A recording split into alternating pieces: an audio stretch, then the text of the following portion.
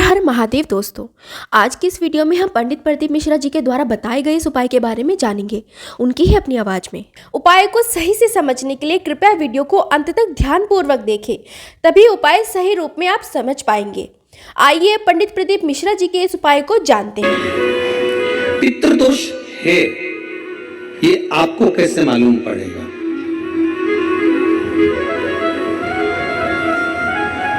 पितृ भूखे हैं, इसका तो वर्णन हमने पहले कर दिया कि रात्रि को जब आप सोने के बाद में 1-1.5 घंटे बाद अगर आपकी नींद खुल जाए, 1 घंटा 1.5 घंटा आप सोइए, उसके बाद जो नींद खुली तो 1-1.5 घंटे तक अगर आपको नींद नहीं आ रही है, रात्रि को सोने के बाद में 1 घंटे बाद जब उठे तो आपको प्यास लग गई,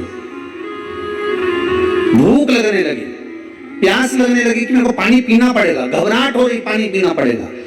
1-1.5 घंटे सोने के बाद अचानक नींद खुले और आपको प्यास लगे, समझ लेना आपके पितृ भूखे हैं और प्यास है।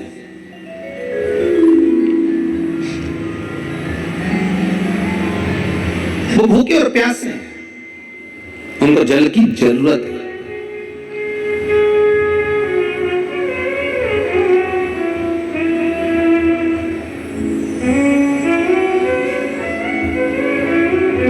किसी भी नदी में, सरोवर में, कुंड में, बावड़ी में, तालाब में, आप तीर्थ में जाकर जब स्नान करते हैं तो स्नान करने के बाद एक काम का नियम बना लो कि अपने हाथ की अंजलि में जल लेकर अपने पूर्वजों को देना। प्यासे रहते हैं, भाग मांगते हैं।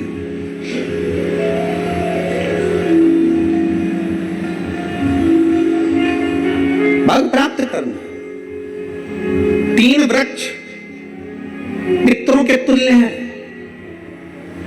नैमिषारण्य की कथा में भी कहा था 3 वृक्ष पितरों के तुल्य हैं। पहला पीपल, दूसरा बट वृक्ष, तीसरा बेलपत्र का वृक्ष। ये पितरों के तुल्य हैं।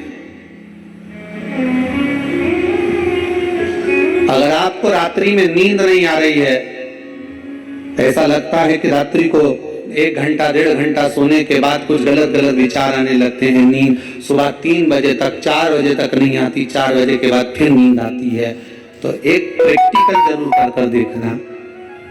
एक प्रैक्टिकल करने में क्या जाता है? प्रयास करने में क्या कुछ जाता है क्या?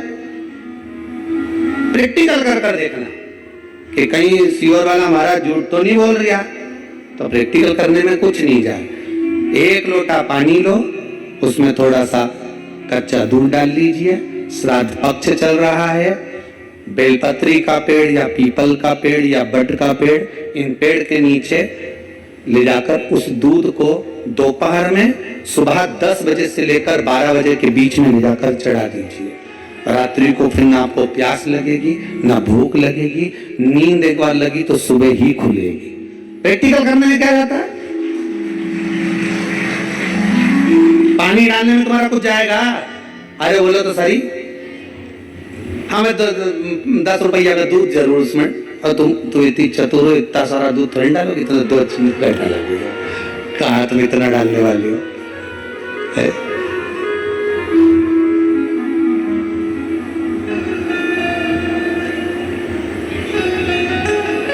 कहा बहुत चतुर लोग हो संसार में हो।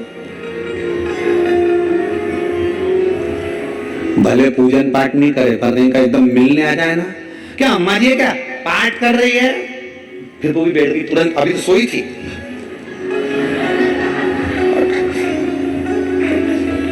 तुरंत क्या पंडित जी हैं क्या? उनसे थोड़ा काम है, अभी माला जप रहे हैं, मालूम पड़े पंडित जी तो आराम से सेवफल खा रहे थे। अब प्लेट सोफा के नीचे घुसे,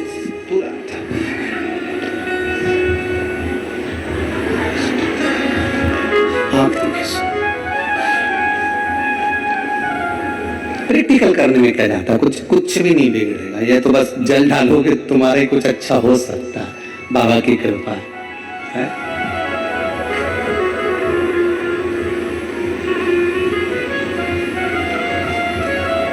3 वृक्ष पितरों के तुल्य हैं। पहला जम के बोलिए पीपल, दूसरा बटवृक्ष, तीसरा बेलपत्री का वृक्ष। 3 पीपल के वृक्ष में 52,000 ब्राह्मण एक साथ निवास करते हैं, इसलिए पितृतुल्य है। बटवृक्ष ब्रह्मा जी के मस्तक से बना, इसलिए पितृतुल्य है। और बेलपत्री का वृक्ष माता पार्वती जी के अश्रु से बना। जब आंसू गिरे थे माता जगत जननी जगदम्बा पार्वती के, उस समय पर पितृलोक में हलचल उत्पन्न हो गई थी। हमारी नातिन की आंख में आंसू कैसे आ गए? मैनावती की पुत्री है।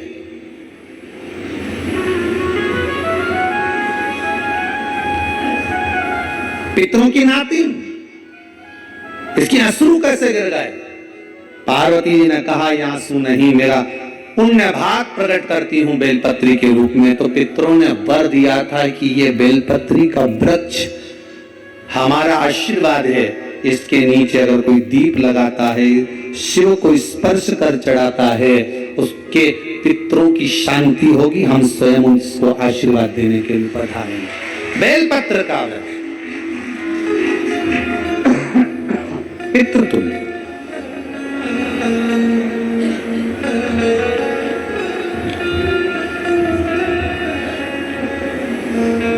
तो रात्रि को अगर भूख लग रही है, प्यास लग रही है, तो पितृदोष। दूसरा पितृदोष का लक्षण बताया, घर में कोई शुभ कार्य ना हो, वंश की वृद्धि ना हो। 1 रुपए कमाओ, 1.25 रुपए खर्च हो रहे हैं, पैसा 10 जगह से कमाई आ रही है पर घर में टिक नहीं पा रही है, आया गया, पितृदोष।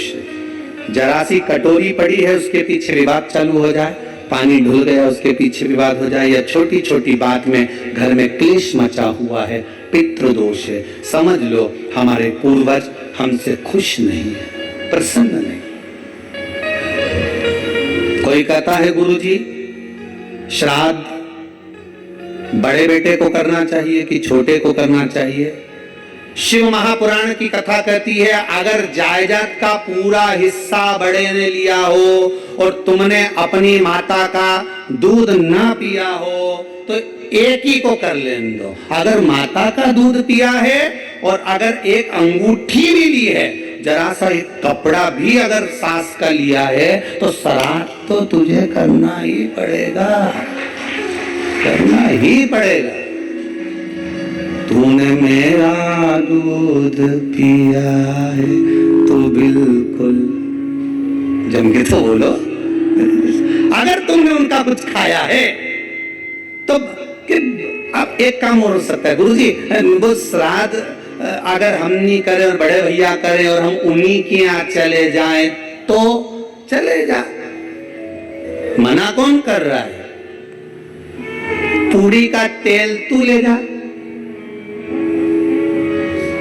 खीर का दूध 2 थैली तू खरीद के ले जा। जितना वहां वो सेवा करे उतनी सेवा तुम करो। गलत है क्या?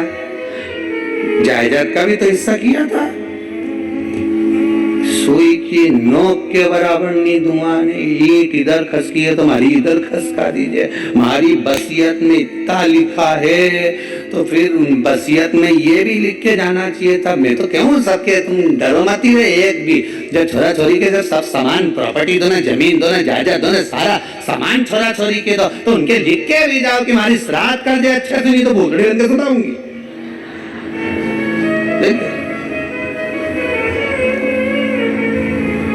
श्राद्ध करो। कितना दिया तुमको? बोलो ईमानदारी से बोलना, कितना दिया? ढेरों। और एक बात बहुत अच्छे से कहूंगा, आप लोगों के जीवन में उतरे। अगर मायके में भाई, मायके में भाभी, मायके के लोग अगर आपके माँ बाप का श्राद्ध नहीं करते हैं तो बेटी भी अपने माता पिता का श्राद्ध कर सकती है। उसने भी दूध पिया है अपने माता पिता का,